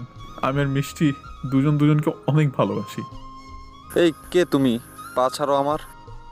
আপনারা বিশ্বাস করুন, আমি আর মিষ্টি দুজন দুজনকে অনেক ভালোবাসি। আচ্ছা, আমার মেয়ের মুখ থেকেই শুনুন। বল তুই কে এই ছেলে? চিনিস ছেলেটি যা বলতেছে সব কি সত্যি? মিষ্টি তখন অশ্রু ভেজা চোখে একবার আমার দিকে একবার পরিবারের দিকে তাকাচ্ছিল। মিষ্টি, বলে দাও আমি তোমার ভালোবাসার মানুষ। আমি মনে দৃঢ় বিশ্বাস নিয়ে দাঁড়িয়েছিলাম, কারণ আমি জানতাম মিষ্টি কি বলবে। কি রে বল। বল দ্রুত, তুই ছেলেটাকে চিনিস নাকি? তখন মিষ্টি বলে দিল, না, আমি চিনি না একে। মিষ্টির কথা শুনে অবাক চোখে আমি মিষ্টির দিকে তাকালাম। মিষ্টির কথা শুনে আমার মাথায় আকাশ ভেঙে পড়ল, আমার বুকের ভেতরটা কাঁপতে লাগলো। আমি নিজের কানকে বিশ্বাস করতে পারছিলাম না, আমার চোখ দিয়ে না চাইতে পানি ঝরতে লাগলো। শুনলেন তো আপনারা, আমরা আসলে ছেলেটাকে চিনি না। মিষ্টি, এই মিষ্টি, কি বললে তুমি এটা? আমাকে চেনো না? এই দেখো আমাকে, আমি শুভ, তোমার শুভ, যাকে তুমি পাগলের মতো ভালোবাসতে, যার হাতে হাত রেখে তুমি বলেছিলে কখনো তোমাকে ছেড়ে যাব না। আমি বলতে বলতে হাঁটু গেড়ে ফ্লোরে বসে পড়লাম। তখন মিষ্টির হবু হাজবেন্ড আমার কলার ধরে উঠিয়ে বলল, আঙ্কেল, এরা সমাজের বসবাসকারী খারাপ মানুষ, যারা অন্যের ভালো দেখতে পারে না, তাই বিয়ে ভাঙতে চলে এসেছে। হ্যাঁ বাবা, তুমি ঠিক বলেছো। এই প্রিয়তমা, তুমি বলে দাও না এদেরকে আমি খারাপ না, আমি তোমার পাগল। মিষ্টি তোকে কি বললো রে? তোকে তো আমরা বলবো, ওকে নিয়ে চল। তারা এসে আমাকে অপরাধীর মতো ধরে রাখলো। আঙ্কেল, আপনি চিন্তা করবেন না, এই ছেলে কখনো আমার আর মিষ্টির বিয়ে আটকাতে পারবে না। আর আমি কালকে বিবাহ করতে চাই মিষ্টিকে। আচ্ছা বাবা, তাই হবে। ওকে, ছেলেটাকে আমরা পুলিশের হাতে তুলে দিবানি। আজ আসি। ছেলেটি এই বলে আমাকে টানতে টানতে রুম থেকে বের করে নিয়ে যাচ্ছিল। তখন আমি মিষ্টির দিকে তাকিয়ে বলতে লাগলাম, প্রিয়তমা, আমি তোমাকে তো অনেক ভালোবেসেছিলাম, তাহলে কেন এভাবে বেইমানি করতে পারলে আমার সাথে? তোমাকে ভালোবাসি, ভালোবাসবো, বেসে যাব। ছেলেগুলো আমাকে টানতে টানতে গাড়িতে উঠালো। আমাকে এভাবে নিতে দেখে মামা মামি শামীম ছুটে আসলো। এইভাবে ওকে কোথায় নিয়ে যাচ্ছেন? পুলিশের কাছে, সেখান থেকে নিয়ে আসেন। ওই চল। তারপর তারা আমাকে গাড়ি করে নিয়ে চলে আসলো, কিন্তু কিছু দূর আসার পর তারা আমার চোখে কালো কাপড় বেঁধে দিল। আমাকে কোথায় যেন নিয়ে আসলো, খুবই নিশ্চুপ জায়গা। তবে আমি বুঝতে পারলাম এটি পুলিশ স্টেশন না। তারা আমাকে গাড়ি থেকে নামিয়ে কোথায় যেন নিয়ে একটি চেয়ারে বেঁধে রাখলো আর বলল, তোর জীবনে এটাই শেষ দিন, থাক এখানে এভাবে, রাতে দেখা হবে। ভারী কণ্ঠে কেউ কথাগুলো বলে আমার মুখে কাপড় বেঁধে দিল, যাতে আমি শব্দ করতে না পারি। আমি মনে মনে হাসতে হাসতে বললাম, তোমরা আমাকে কি মারবে বলো? আমি তো মরেই গিয়েছি, ভেঙে চুরমার হয়ে গিয়েছে আমার জীবন, বেঁচে থাকার ইচ্ছাটাও মরে গিয়েছে ওই কথাটি শুনে। আমি চিনি না, আমি চিনি না। আমি বসে বসে কান্নার সাগরে ভেসে গেলাম। কান্না করতে করতে আমার পুরো শরীরটা ভেসে গিয়েছে, প্রচন্ড পানির পিপাসা লেগেছে আমার। আমি বোবার মতো মুখে কাপড় বাঁধা অবস্থায় আওয়াজ করতে লাগলাম, একটু পানি পাবার আশায়, কিন্তু শব্দে কারো কানে গেল না। আমি সেখানে পানি থেকে ওঠা টাঙায় থাকা মাছের মতো ছটফট করতে লাগলাম। আর এইদিকে মামা মামি শামীম অ্যাডভোকেটের সাথে পুলিশের কাছে গেল আমাকে আনার জন্য, কিন্তু সেখানে আমাকে পেল না। দুঃখিত, এই নামের আর এই চেহারার কোনো ছেলে আমাদের এখানে আসে না। কি বলছেন? তাহলে ছেলেগুলো আমার ভাগ্নেকে কোথায় নিয়ে গেল? ছেলেগুলো কারা? চিনি না। তাহলে কেমনে কি? কিন্তু এই ছেলে আমাদের এখানে আসে নাই। তাহলে হয়তো অপহরণকারী অপহরণ করেছে। আপনি প্লিজ কোনো পদক্ষেপ নিন। ওকে, তবে বলুন কোথা থেকে তুলে নিয়েছে? আমাদের বাসার সামনে থেকে। আচ্ছা, আপনারা যান, আমরা খোঁজ লাগাচ্ছি। ছেলেটার ছবি রেখে যান। তারপর মামা মামি শামীম বের হয়ে আসলো, কিন্তু মামা পুলিশের ওপর বিশ্বাস না রেখে আমাকে খুঁজতে বের হলো। আর এদিকে মিষ্টি তার রুমে গিয়ে দরজা বন্ধ করে বিছানায় শুয়ে অঝরে কান্না করছে, কারণ সে তার পরিবারের সম্মান রক্ষা করার জন্য আজ তার ভালোবাসাকে অবিশ্বাস করেছে। কিন্তু মিষ্টি চিন্তাও করতে পারছে না কি হবে আমার সাথে। মামা মামি শামীম আমাকে পাগলের মতো খুঁজতে লাগলো। যাই হোক, সারাটা দিন আমি ওরকম ভাবেই বেঁধেছিলাম চেয়ারে। আমার হাতে বেঁধে রাখা স্থান কেটে রক্ত পড়ছে। পিপাসায় আমি কথা বলতে পারছি না। আর এদিকে সন্ধ্যার আজানের পর মিষ্টির হবু হাজবেন্ড সহ বেশ কিছু ছেলে রুমে ঢুকলো। ওই কেউ ওর বাঁধন খুলে দেয়। মিষ্টির হবু হাজবেন্ডের নাম মিলন। মিলনের কথা মতো একটি ছেলে এসে আমার মুখের বাঁধন খুলে দিল। আমি সঙ্গে সঙ্গে বলে উঠলাম, পানি পানি, কেউ আমাকে পানি দেন প্লিজ। এর দিকে পানি পিপাসা লাগছে। ভাই। কিন্তু বাছা, তোমার তো পানি মিলবে না, তোমাকে ধীরে ধীরে মেরে ফেলবো সোনা। দয়া করে একটু পানি দিন আমাকে। আমার কথা কানে না নিয়ে মিলন একটি ধারালো ছুরি নিয়ে আমার দিকে এগিয়ে আসলো। তোর কত বড় সাহস আমার হবু বউয়ের দিকে চোখ দিস? আমাকে মারবেন না প্লিজ। আমি এই কথা বলার সঙ্গে সঙ্গে ছুরিটা আমার পেটের মধ্যে সম্পূর্ণটা ঢুকিয়ে দিল। মামা গো, প্লিজ কেউ সাহায্য করুন, অনেক রক্ত পড়তেছে। মিষ্টির হবু হাজবেন্ড ছুরি নিয়ে আমার পেটের মধ্যে ঢুকিয়ে দিল। মাগো বলে আমি এক চিৎকার দিয়ে উঠলাম। শালা, আমার হবু বউয়ের সাথে প্রেম করবি? এবার ওপারে যে আফসোস করিস। আমি চোখে ঝাপসা দেখতে লাগলাম। চারপাশের সবকিছু আমার সামনে খোলা হতে লাগলো। আমি আর চিৎকার করতে পারছিলাম না। ভাই, এটাকে এখন বাইরে ফেলে দিয়ে আসি, এমনিতেই মারা যাবে, ভুঁড়ি বের হয়ে গেছে। যা, ওকে ফেলে দিয়ে আয়। মাঝরাত তো, কারো সাহায্য পাবে না। আমি নিচে পড়ে থেকে গড়াগড়ি খাচ্ছিলাম। রক্তে পুরো মেঝেটা লাল হয়ে গিয়েছে। তারপর ওরা সকলে আমাকে গাড়িতে করে মাঝরাতে এক ব্রিজের পাশে ময়লার স্তূপের মধ্যে ফেলে দিয়ে আসলো। আমি ময়লার স্তূপের মধ্যে পড়ে থেকে রাস্তার দিকে তাকিয়েছিলাম কারো আসার অপেক্ষায়। আমি সেখানে পড়ে থেকে মৃত্যুর জন্য অপেক্ষা করছিলাম।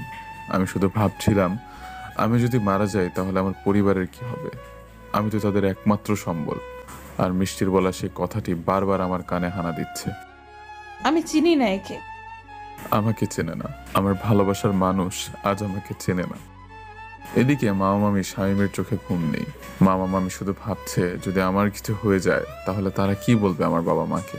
তারা শুধু আমার চিন্তা করছে। আজ বুধবার, আগামী শুক্রবার মিষ্টির বিবাহ ওই মিলনের সাথে। মিষ্টি মন খারাপ করে বিছানায় কান্না করছিল। মিষ্টি ভাবছে একদিন না একদিন আমি ওকে ভুলে যাব।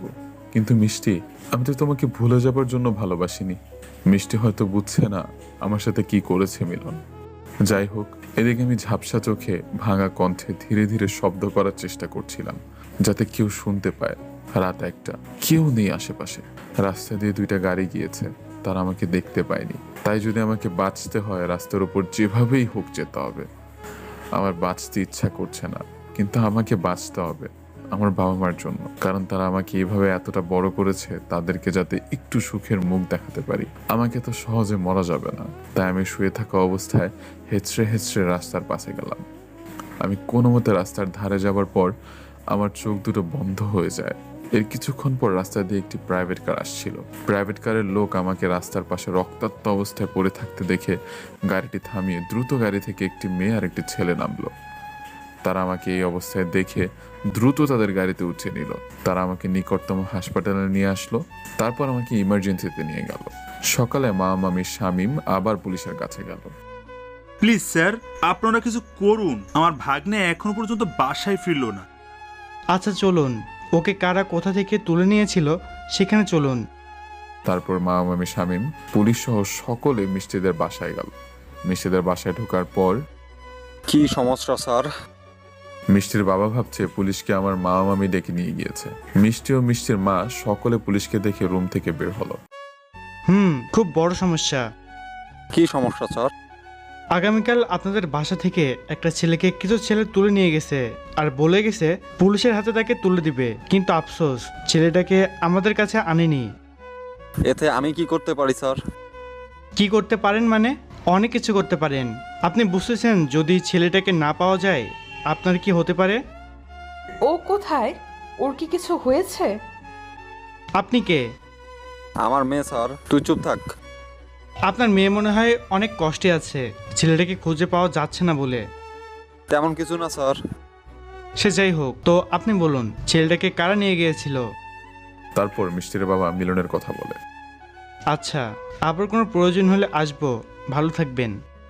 তারপর সবাই সেখান থেকে বের হয়ে আসলো। পুলিশ মামাকে বলল, আপনারা চিন্তা করবেন না, আমরা মিলন নামে ছেলেটাকে খুঁজে বের করব। পুলিশ চলে যায়। পুলিশ চলে যাওয়ার পর মিষ্টির বাবা মা মামির কাছে আসে আর বলে, আগামীকাল আমার মেয়ের বিয়ে হওয়ার পর আপনারা এই বাসা থেকে বেরিয়ে যাবেন। মামা বুঝতে পারলো অপমান করলো, কিন্তু এতে আফসোস নেই মামার। মামা শুধু আমার চিন্তায় বিভোর। আর এদিকে মিষ্টি নিজের রুমে এসে কান্না করতে লাগলো, আর আমি হাসপাতালে অপারেশন থিয়েটারে। রোগীর সাথে কে আছেন? জি ডাক্তার, বলুন। রোগীর প্রচুর রক্তক্ষরণ হয়েছে, 4 ব্যাগ রক্ত লাগবে, বি পজিটিভ। আমার রক্তের গ্রুপ বি পজিটিভ, আমার কাছ থেকে নেন, আর বাকি 3 ব্যাগ আমরা ম্যানেজ করতেছি। ওকে, আসুন। সকাল পেরিয়ে দুপুরের দিকে আমার জ্ঞান ফিরল, তখন 1:30 বাজে। আমার জ্ঞান ফিরতেই আমি নিজেকে হাসপাতালের বেডে আবিষ্কার করলাম। আমার পাশে একটি মেয়ে বসে আছে, কিন্তু এসবে আমার মন থাকলো না। সঙ্গে সঙ্গে আমার মনে পড়লো আজ তো শুক্রবার, আমার জীবনের পথসঙ্গীর বিবাহ। আমাকে যেভাবেই হোক বিবাহটা ভাঙতে হবে, কারণ মিষ্টি শুধু আমার। আমার জ্ঞান ফিরেছে দেখে পাশে বসে থাকা মেয়েটি ডাক্তার ডাকতে গেল, কিন্তু আমি কোনো কিছু না ভেবে আমি ওভাবেই পেটে সেলাই নিয়ে কোনো মতে একটি গেঞ্জি পরে হাসপাতাল থেকে বের হয়ে গেলাম। আমি হাঁটছিলাম, মনে হচ্ছিল আমার পেটে সেলাই করার স্থান দিয়ে পেট থেকে সবকিছু বের হয়ে যাবে, কিন্তু আমার হাতে সময় নেই। যেভাবেই হোক আমাকে মিষ্টির বিবাহ ভাঙতে হবে। আমি একটি সিএনজিতে উঠলাম, সোজা মিষ্টিদের বাসার সামনে যাওয়ার জন্য। আর এদিকে হাসপাতালে আমাকে না দেখতে পেয়ে ডাক্তারের মেয়েটি আমাকে খুঁজতে লাগলো। আর এদিকে মামামি শামীম আবারও পুলিশকে নিয়ে মিষ্টিদের বাসায় আসছিল। মামারা আসার আগেই আমি মিষ্টিদের বাসায় চলে এলাম। গেট দিয়ে বাসার ভিতর যাবার পরই দেখতে পেলাম আমার ভালোবাসা বউ সেজে অন্য কারো সামনে বসে আছে। দৃশ্যটা দেখে বুক ফেটে কান্না চলে আসলো, চোখ দিয়ে অঝরে পানি পড়তে লাগলো। যাকে নিয়ে স্বপ্নের রাজ্যে রানী বানিয়েছি, যাকে নিয়ে বউয়ের স্বপ্ন রাঙিয়েছি, আজ সে আমার সামনে অন্য কারো পাশে বসে আছে বউ সেজে।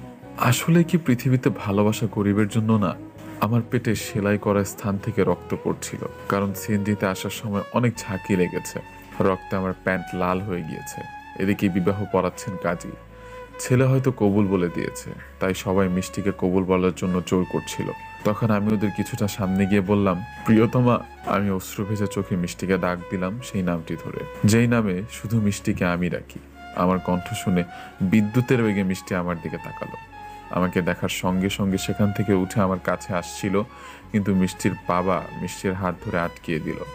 এই প্রিয়তমা, তোমার জীবন তো এখানে, তুমি কার পাশে বসে আছো? আমাকে দেখে মিলন অবাক। তারপর মিলনের বন্ধু তার হাতে একটি লাঠি নিয়ে আমার কাছে আসতে লাগলো। প্রিয়তমা, আমার চোখের দিকে তাকাও। আমার ডাকে মিষ্টি আমার চোখের দিকে তাকালো। মিষ্টির চোখেও পানি আর আমার চোখেও পানি। মিষ্টি আমার চোখে তাকালে আমি বলে উঠলাম, ভালোবাসি, আমি মিষ্টিকে অনেক ভালোবাসি। এটি বলার সঙ্গে সঙ্গে মিলনের সেই বন্ধু আমার কাটা জায়গায় পেটে খুব জোরে একটি ঘুষি দিল। সঙ্গে সঙ্গে আমার পেটের সেলাই ছিঁড়ে গেল। আমি মাটিতে পড়ে গেলাম। কেউ আমাকে বাঁচাও! চিৎকার দিয়ে মাটিতে পড়ে গেলাম। মিলনের বন্ধু যে আবার আমাকে ঘুষি দিতে যাবে, তখনই পুলিশ সহ মামামি শামীম চলে আসলো। পুলিশকে দেখে মিলনের বন্ধু লাঠি ফেলে দিয়ে পালাতে যাচ্ছিল, সাথে মিলনও বিয়ে ছেড়ে পালাতে যাচ্ছিল, কিন্তু পুলিশ তাদেরকে ধরে ফেলে। আমার পেট থেকে এভাবে রক্ত পড়তে দেখে মিষ্টি ঝাড়ে দিয়ে তার হাত ছুটিয়ে কান্না করতে করতে আমার সামনে আসছিল দৌড়ে।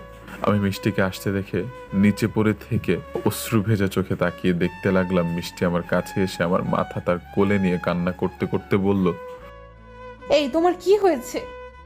কিছু সময়ের জন্য আমি আমার সব যন্ত্রণা ভুলে গেলাম। মিষ্টিকে আমার পাশে দেখে এক ভালো লাগা কাজ করতে লাগলো। যাক, তাও তো এই ভালো লাগাটা নিয়ে মরতে পারবো। প্লিজ কেউ সাহায্য করুন, অনেক রক্ত পড়তেছে। আমি আমার রক্ত মাখা হাতে মিষ্টিকে স্পর্শ করলাম। আমি মিষ্টির চোখের দিকে তাকিয়ে আছি আর বললাম, মিষ্টি, আমি শুভ। চিনতে পেরেছো? তোমার ভালোবাসা, যার ভালোবাসা পাবার জন্য কত পাগলামি করেছো, আমি তোমার শুভ। চিনতে পেরেছো প্রিয়তমা? মিষ্টি কিছু না বলে কান্না করতে করতে আমার মাথা জড়িয়ে ধরে বলল, আমাকে ক্ষমা করে দাও, আমি অনেক বড় ভুল করে ফেলেছি। হ্যাঁ প্রিয়তমা, কান্না করো না প্লিজ। তুমি কান্না করলে আমি মরেও শান্তি পাবো না। তুমি আমাকে চিনেছো, এখন আমি শান্তিতে মরতে পারবো। প্লিজ এসব বলো না, আপনারা কেউ প্লিজ সাহায্য করুন। আমার দিকে তাকাও, আমার সময় নেই। সবকিছু ঝাপসা হয়ে আসছে প্রিয়তমা। একসাথে করে বাঁচতে চেয়েছিলাম, কিন্তু সেটা আর হলো না। তুমি প্লিজ থামো। আমাকে বলতে দাও সোনা, আমার একটি শেষ ইচ্ছা আছে। রেখো প্লিজ। আমি ছাড়া আবার বাবা মাকে দেখার মতো কেউ নেই, তাদেরকে একটু দেখো প্লিজ। আর এখন তোমার কপালটা আমার কাছে আনবে একটু। মিষ্টি কান্না করতে করতে তার কপাল আমার মুখের সামনে এনে বলল, তোমার কিছু হবে না আমি থাকতে। আমি মিষ্টির কপালে চুমু এঁকে বললাম, ভালোবাসি, অনেক ভালোবাসি তোমাকে মিষ্টি। তারপর চিরদিনের জন্য আমার শ্বাস প্রশ্বাস বন্ধ হয়ে গেল। আমি নড়ছি না দেখে মিষ্টি বলল, শুভ, শুভ, এই শুভ, এই শোনা, কি হলো তোমার? এই তোমার প্রিয়তমা তোমাকে ডাকতেছে, এই ওঠো না, এই শুভ। মিষ্টি আমাকে জড়িয়ে ধরে কান্না করতে লাগলো। হাজার ডাকলেও তোমার শুভ আর উঠবে না মিষ্টি, আর বলতে পারবে না ভালোবাসি।